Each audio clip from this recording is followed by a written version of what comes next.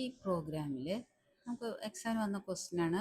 ഇപ്പോൾ ഇവിടെ ഉം, രണ്ട് ഫംഗ്ഷൻ F1 എന്ന് പറഞ്ഞ ഫംഗ്ഷൻ F2 എന്ന് പറഞ്ഞ ഫംഗ്ഷൻ ഉണ്ട്. ഇതിന് ഡെഫിനിഷൻ്റെ ഓർഡർ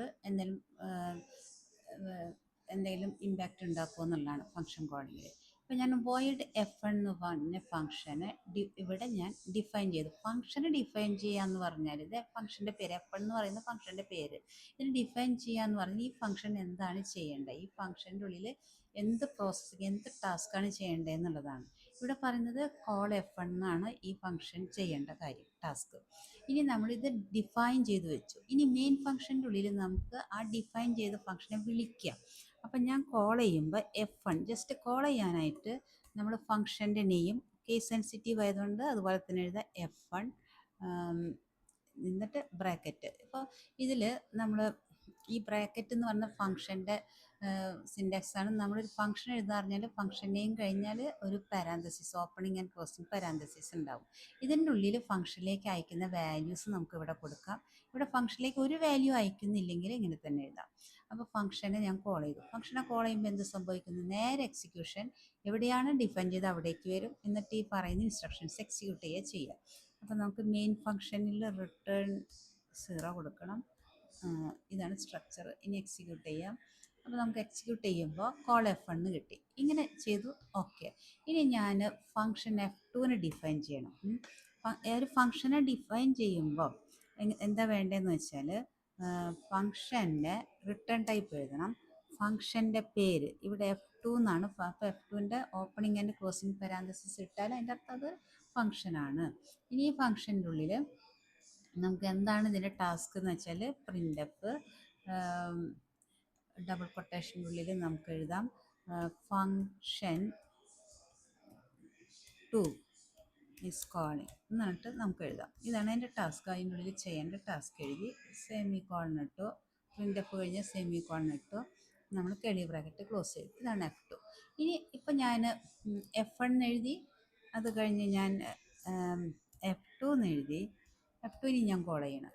അപ്പോൾ എന്ത് എക്സിക്യൂട്ട് ചെയ്യുമ്പോൾ സംഭവിക്കുക, പ്രിൻ്റ് ഫംഗ്ഷൻ കോളിംഗ്.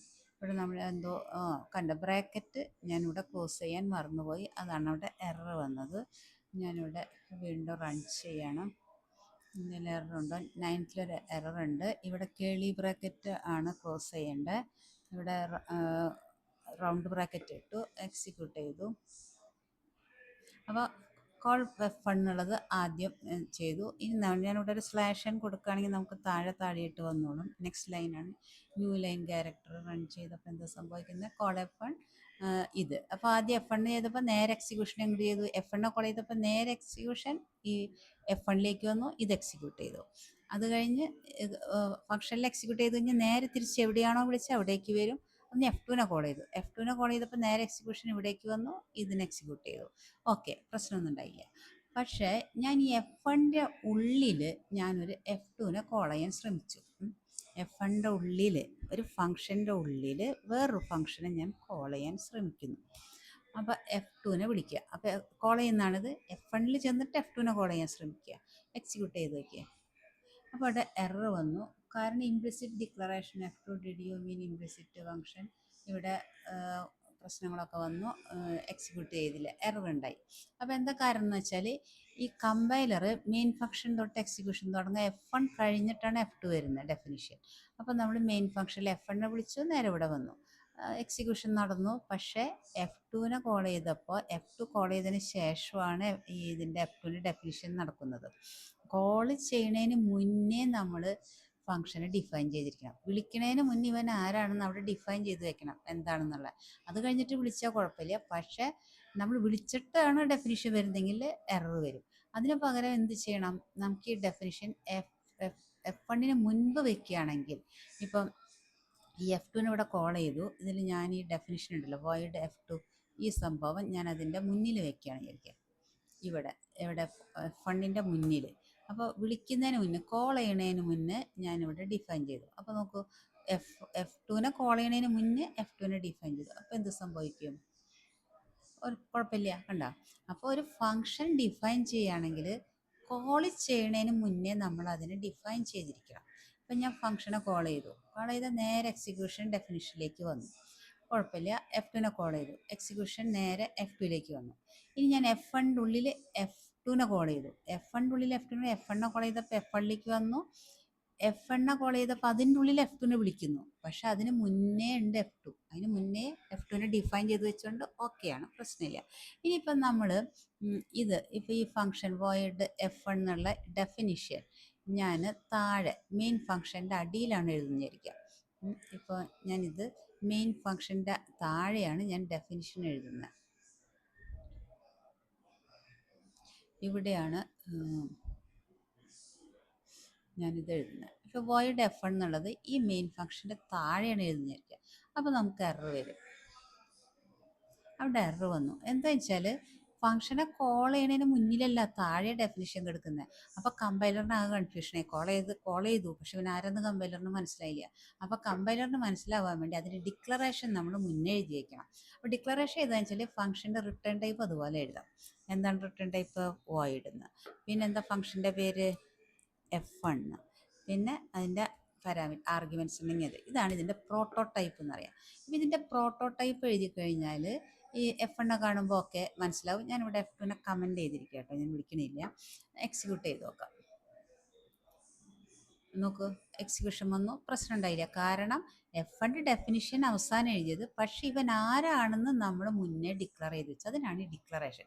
അപ്പോൾ നമ്മൾ C++ പ്രോഗ്രാമിൽ ഏത് വേരിയബിൾ ആയാലും, അത് ഫംഗ്ഷൻ വേരിയബിൾ ആവട്ടെ, നോർമൽ വേരിയബിൾ ആവട്ടെ, എന്ത് വേരിയബിൾ ആയാലും യൂസ് ചെയ്യുന്നതിന് മുന്നേ ഡിക്ലെയർ ചെയ്തിരിക്കണം. അപ്പം നമ്മളിപ്പോൾ ഇതിനെ യൂസ് ചെയ്യാണ്, വിളിക്കുകയാണ്, പക്ഷേ ഡിക്ലറേഷൻ വേണം. അല്ലെങ്കിൽ അതിൻ്റെ ഡെഫിനിഷൻ ആദ്യം തന്നെ എഴുതിയാൽ മതി.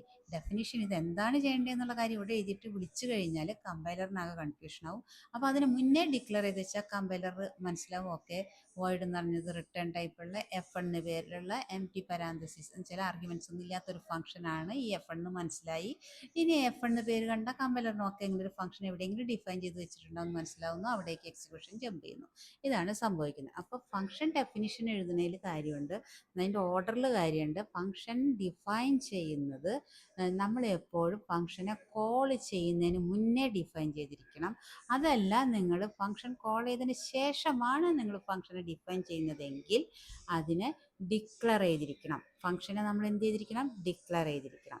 അതാണ് ഫംഗ്ഷൻ. അപ്പോൾ ഏത് വേരിയബിളും, function variable, normal variable must be declared before we use in C or C++. പൈത്തണിൽ അങ്ങനെയല്ല, നമുക്ക് വേരിയബിളിനെയൊക്കെ ഡയറക്റ്റ് അസൈൻ ചെയ്യുന്നത്. അപ്പോൾ ഇത് എക്സാമിന് വന്നൊരു ക്വസ്റ്റ്യനാണ്. ഫംഗ്ഷൻ എങ്ങനെയാണ് എഴുതുന്നത്, ഫംഗ്ഷൻ്റെ കോളിംഗ് എന്താണ്, പ്രോട്ടോടൈപ്പ് എന്താണെന്ന് മനസ്സിലാക്കിയിരിക്കും. അപ്പോൾ ഫംഗ്ഷൻ ഞാനിപ്പോൾ എനിക്ക് വേറൊരു ഫംഗ്ഷൻ ഉണ്ട്, എനിക്ക് ആഡ് എന്ന് പറഞ്ഞൊരു ഫംഗ്ഷൻ. ഞാനിപ്പോൾ ഇതിൽ വേറൊരു ഫംഗ്ഷൻ എഴുതാണ്, ആഡ്. ഫംഗ്ഷനെ കോൾ ചെയ്യുമ്പോൾ നമുക്ക് വെറുതെ ഫംഗ്ഷൻ്റെ പേര് മതി. ഇത് ആർഗ്യുമെൻറ്റ്സ് ഇല്ലാത്ത ഫംഗ്ഷൻ ആണ്. ഇങ്ങനെ എഴുതി ആഡ് എന്ന് പറഞ്ഞാൽ ഫംഗ്ഷനെ കോൾ ചെയ്തു. കോൾ ചെയ്യുമ്പോൾ അതിൻ്റെ ഡെഫിനിഷൻ എവിടെയെങ്കിലും എഴുതണം. എക്സിക്യൂഷൻ നേരെ ഡെഫിനിഷനിലേക്ക് വരും. ഞാനിവിടെ ഡെഫിനിഷൻ എഴുതാൻ ശ്രമിക്കുകയാണ്. അപ്പോൾ ഡെഫിനിഷൻ എഴുതുമ്പോൾ എത്രയായാലും അതിലെന്ത് വേണം? റിട്ടേൺ ടൈപ്പ് വേണം. ഇപ്പോൾ റിട്ടേൺ ടൈപ്പ് എഴുതി, ഒന്നും റിട്ടേൺ ചെയ്യുന്നില്ല എങ്കിൽ void എന്ന് കൊടുക്കുക. ഫംഗ്ഷൻ്റെ പേര് എഴുതുക. ഇതിൽ എനിക്ക് ആർഗ്യുമെൻറ്റ്സ് വേണമെങ്കിൽ ആർഗ്യുമെൻറ്റ്സ് കൊടുക്കുക. ഞാനിപ്പോൾ ആർഗ്യുമെൻറ്റ്സ് എഴുതുന്നില്ല. എന്നിട്ട് ഈ ഫംഗ്ഷൻ്റെ ഡെഫിനിഷൻ എഴുതാണ്. ആഡ് എന്ന് പറയുമ്പോൾ ഞാൻ 2 വേരിയബിൾസ് ഇൻറ്റ് എ കോമ ബി, അങ്ങനെ ഫംഗ്ഷൻ്റെ ഉള്ളിൽ വേരിയബിൾസ് ഞാൻ ഡിക്ലെയർ ചെയ്യുന്നു. അതിനുശേഷം ഞങ്ങൾക്ക് ഡയറക്റ്റ് അസൈൻ ചെയ്യാം. എക്ക് വാല്യൂ 10 എന്നും ബിക്ക് വാല്യൂ 20 എന്നും ഞാൻ ഡയറക്റ്റ് അസൈൻ ചെയ്യാണ്. വാല്യൂ അസൈൻ ചെയ്തു. അപ്പോൾ ഞാൻ ഈ ഫംഗ്ഷനെ ആഡ് എന്ന് പറഞ്ഞ ഫംഗ്ഷനെ കോൾ ചെയ്യുമ്പോൾ ഇങ്ങനെ വരണം. എന്നിട്ട് ആഡ് ചെയ്യണ്ടേ. അപ്പം പ്രിൻ്റ് എഫ് ഔട്ട്പുട്ട് ചെയ്യാനായിട്ട് ഔട്ട്പുട്ട് ചെയ്ത് കിട്ടിയ ഉത്തരം 2 എന്താ ഇൻറ്റീജർ ആയതുകൊണ്ട് %d ആണ് അതിൻ്റെ ഉത്തരം കിട്ടുന്നത്. ഉത്തരം നമുക്ക് എന്താ വേണ്ട, എ പ്ലസ് ബിയുടെ വാല്യൂ ആണ് അവിടെ എഴുതേണ്ടത്. ഈ %ലേക്ക് റീപ്ലേസ് ചെയ്യേണ്ടത്. അപ്പോൾ ഞാൻ ഇത്ര എഴുതി. സം ഈക്വൽ ടു എന്ന് വേണമെങ്കിൽ കൊടുക്കാം. Sum equal to % replaced by A plus B കൊടുക്കും. പിന്നെ ഞാനിതിനെ കോൾ ചെയ്യാൻ ശ്രമിക്കുകയാണ്. എന്ത് സംഭവിക്കും? എറർ വരിക. കാരണം എന്താ പറയുന്നത്? അതിന് implicit declaration add function declaration add have void. അപ്പോൾ ഇതെന്താ പ്രശ്നം എന്ന് വെച്ചാൽ ഈ ആഡിനെ വിളിച്ചു, ഫംഗ്ഷനെ കോൾ ചെയ്തപ്പോൾ കമ്പൈലറിന് കൺഫ്യൂഷൻ ആവുക, ഡിക്ലെയർ ചെയ്തിട്ടില്ല. ഇവനെ നമ്മൾ കോൾ ചെയ്യണതിന് മുന്നേ ഒന്നെങ്കിൽ ഡെഫിനിഷൻ മുന്നേ ഉണ്ടെങ്കിൽ പിന്നെ ഡിക്ലെയർ ചെയ്യേണ്ട ആവശ്യമില്ല. പക്ഷെ ഡെഫിനിഷൻ വിളിച്ചതിന് ശേഷമാണ് വരുന്നത്. അതുകൊണ്ട് എന്ത് ചെയ്യണം, നമ്മൾ ഫംഗ്ഷനെ മസ്റ്റ് ബി ഡിക്ലെയർഡ്. അപ്പോൾ ഫംഗ്ഷൻ ഡിക്ലറേഷനാണ് പ്രോട്ടോടൈപ്പ് എന്ന് പറയാം. അപ്പോൾ പ്രോട്ടോടൈപ്പ് എഴുതുക എങ്ങനെയാണെന്ന് വെച്ചാൽ ഫംഗ്ഷൻ്റെ ഹെഡറില്ലേ വോയിഡ് ആഡ്, അതുപോലെ തന്നെ നമ്മൾ എഴുതാം. അപ്പം മെയിന് പുറത്ത് നമ്മൾ ഫംഗ്ഷൻ്റെ പ്രോട്ടോടൈപ്പ് എഴുതാം. വോയിഡ് ഫംഗ്ഷൻ ഹെഡറാണ് ഈ പ്രോട്ടോടൈപ്പ് എന്ന് പറഞ്ഞാൽ. റിട്ടേൺ ടൈപ്പ് ഫംഗ്ഷൻ്റെ നെയ്യും പാരാമീറ്റേഴ്സ് ഉണ്ടെങ്കിൽ അത് ഇവിടെ പാരാമീറ്റേഴ്സ് ഒന്നുമില്ല. ഇതിനെയാണ് ഫംഗ്ഷൻ ഡെഫിനിഷൻ എന്ന് പറയുക. ഇതിനെന്താ പറയുക, പ്രോട്ടോടൈപ്പ് എന്ന് പറയും. ഫംഗ്ഷൻ ഡെഫിനിഷൻ അല്ലെങ്കിൽ പ്രോട്ടോടൈപ്പ് എന്ന് പറയും. ഇത് എഴുതി വെച്ച് കഴിഞ്ഞാൽ നമ്മളിനി കോൾ ചെയ്ത് നോക്കാം എന്ത് സംഭവിക്കുന്നു. അപ്പോൾ നോക്കിയാൽ കോൾ F1, ആദ്യം F1 കോൾ ചെയ്തു. F1 കോൾ ചെയ്ത് നേരെ എക്സിക്യൂഷൻ F1ലേക്ക് വരുന്നു. F1 വോയിഡ് F1 എന്ന് ഡിക്ലെയർ ചെയ്തുകൊണ്ട് ഇവിടെയാണ് ഡെഫിനിഷൻ എടുക്കുന്നത്. ഇവിടെ ഡിക്ലറേഷൻ ചെയ്തതിന് പ്രോട്ടോടൈപ്പ് ഉണ്ട്, അതുകൊണ്ട് കുഴപ്പമില്ല. F1 കോൾ ചെയ്തപ്പോൾ നേരെ ഒരു കുഴപ്പമില്ല, അത് ഇവിടെ വന്നു. കോൾ F1 പ്രിൻറ്റ് ചെയ്തു. അത് കഴിഞ്ഞിട്ട് വോയിഡ് ആഡ് ഇവിടെ F2 കോൾ ചെയ്തു. F2 കോൾ ചെയ്യുമ്പോൾ നമ്മൾ ഫംഗ്ഷനിൻ്റെ ഡെഫിനിഷൻ ഇവിടെ തന്നെയുണ്ട്, മുകളിലാണ്. അതുകൊണ്ട് ഫംഗ്ഷൻ F2 ഈസ് കോളിംഗ് എന്ന് പറഞ്ഞു. കാരണം കോൾ ചെയ്യുന്നതിന് മുകളിലാണ് F2 ഡിഫൈൻ ചെയ്തിട്ടുള്ളത്, അതുകൊണ്ട് കുഴപ്പമില്ല, അതും പ്രശ്നമില്ല. അത് കഴിഞ്ഞ് ആഡിനെ കോൾ ചെയ്തു. ആഡിൻ്റെ ഡെഫിനിഷൻ എടുക്കുന്ന ഡെഫിനിഷൻ മീൻസ് മനസ്സിലായല്ലോ, എന്താണ് ചെയ്യേണ്ടത്, ഈ ഫംഗ്ഷൻ എന്താണ് ചെയ്യേണ്ടത് എന്നുള്ളതാണ് ഈ ഡെഫിനിഷൻ കൊണ്ട് ഉദ്ദേശിക്കുന്നത്. അപ്പോൾ ആഡിനെ വിളിക്കുമ്പോൾ അതെന്താണ് ചെയ്യേണ്ടത് എന്നുള്ള ഡെഫിനിഷനിലേക്ക് ഉടൻ എക്സിക്യൂഷൻ ജമ്പ് ചെയ്യും. പക്ഷേ ഇതിന് ശേഷമാണ് ഡെഫിനിഷൻ എഴുതിയെങ്കിലും കുഴപ്പമില്ല, കാരണം ഇവൻ ആരാന്നുള്ള കാര്യം നമ്മൾ മുന്നേ എഴുതി വെച്ചിട്ടുണ്ട്. ഇതിൻ്റെ പ്രോട്ടോടൈപ്പ് എഴുതി വെച്ചിട്ടുണ്ട്, അല്ലെങ്കിൽ ഡിക്ലറേഷൻ. നമ്മൾ ഡിക്ലറേഷൻ മേടിച്ചേക്കുന്ന അറിയില്ലേ, നിങ്ങൾ ആരാന്നുള്ളത് ഡിക്ലറേഷൻ മേടിച്ച് വെച്ചാലേ കടത്തി വിടുള്ളൂ എന്ന് പറഞ്ഞ പോലെ ഇവൻ ആരാന്നുള്ള ഡിക്ലറേഷൻ എഴുതി വെച്ചിട്ടുണ്ട്. അതെന്ന് വെച്ചാൽ ഫംഗ്ഷൻ ഹെഡറാണ് വോയിഡ്, അതുപോലെ തന്നെ എഴുതുക വോയിഡ്. ഈ ഫംഗ്ഷൻ്റെ പേര് അതുപോലെ തന്നെ എഴുതുക, പാരാമീറ്റേഴ്സ് ഉണ്ടെങ്കിൽ അതുപോലെ. അപ്പോൾ ഇത് കാണുമ്പോൾ കമ്പൈലറിന് മനസ്സിലായി ഇതൊരു ഡിക്ലറേഷൻ, അങ്ങനെ ഒരു പേരിലുള്ള ആഡ് എന്ന പേരിലുള്ള വോയിഡ് റിട്ടേൺ ടൈപ്പ് ഒരു ഫംഗ്ഷൻ ഉണ്ട്. ഓക്കെ, അതിൻ്റെ ഡെഫിനിഷൻ എവിടെയെങ്കിലും ഉണ്ടാവുമെന്ന് കമ്പൈലറിന് അറിയാം. അതുകൊണ്ട് വിളിച്ചപ്പോൾ നേരെ എക്സിക്യൂഷൻ കമ്പൈലർ പോയി തിരഞ്ഞ് എവിടെയാണ് അതിൻ്റെ ഡെഫിനിഷൻ കണ്ടുപിടിച്ച് അവിടേക്ക് എക്സിക്യൂഷൻ നേരെ ജമ്പ് ചെയ്യുന്നു, പ്രോസസ്സ് ചെയ്യുന്നു, ഔട്ട്പുട്ട് വരുന്നു. എന്നിട്ട് ഫംഗ്ഷനെ വിളിച്ചു കഴിഞ്ഞാൽ എന്ത് സംഭവിക്കും, ഫംഗ്ഷനിലെ എല്ലാ കാര്യം എക്സിക്യൂട്ട് ചെയ്ത് കഴിഞ്ഞാൽ നേരെ എവിടേക്ക് പോകും, എവിടെയാണ് വിളിച്ചത് അവിടേക്ക് എക്സിക്യൂഷൻ ചെല്ലുന്നു.